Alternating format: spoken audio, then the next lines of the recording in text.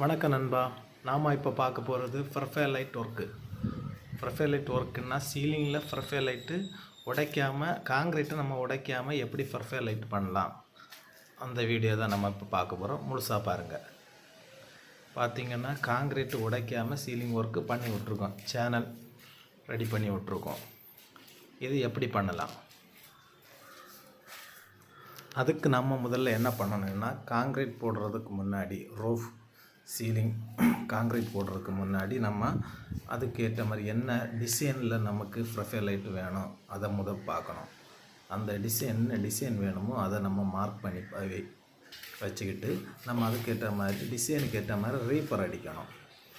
Reaper அடிக்க பிறகு concrete போட்ட பிறகு அந்த ரீப்பரை எடுத்து தள்ளிடணும்.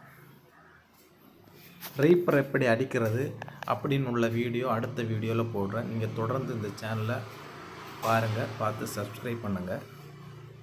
நன்றி நண்பா.